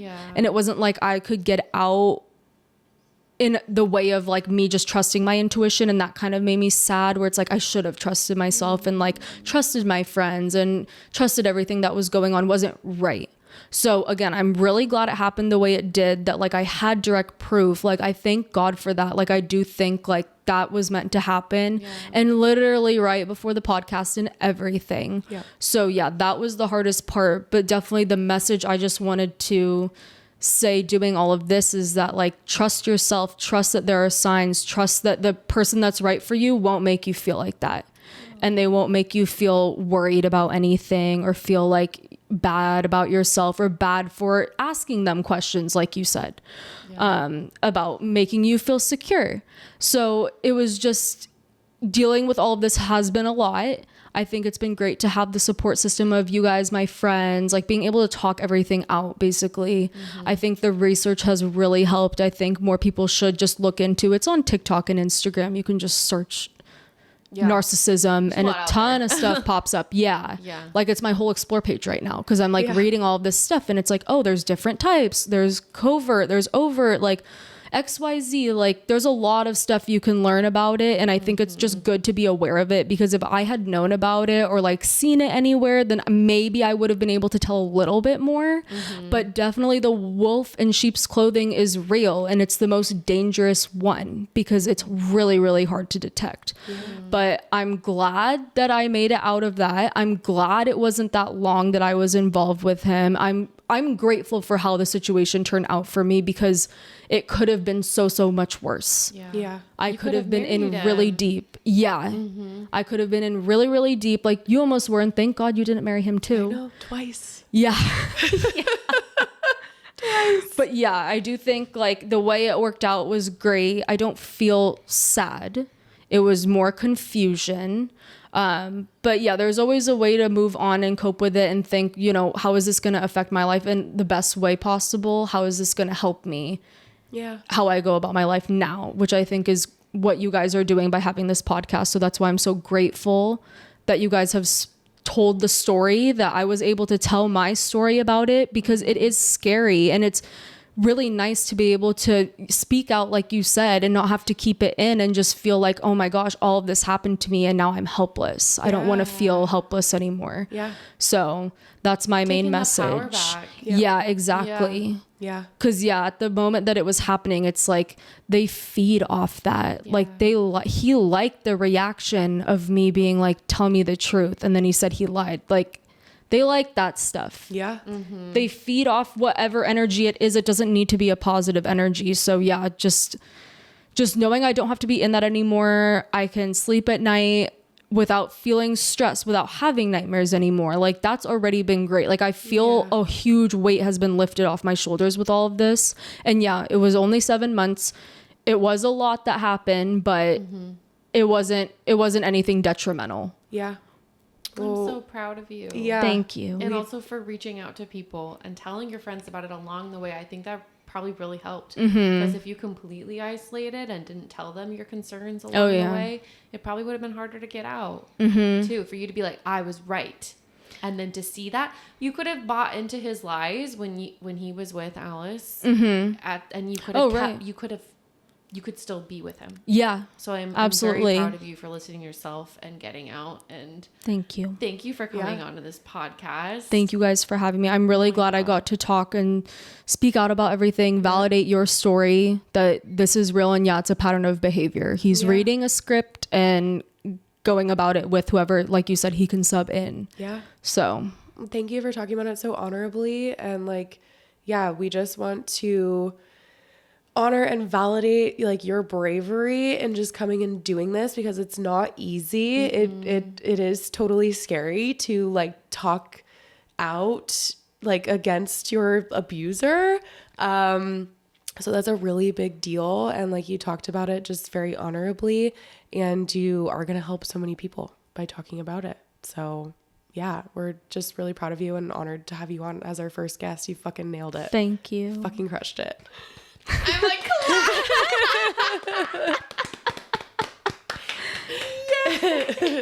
okay. I think that's a wrap. okay. I think we got it all, you guys.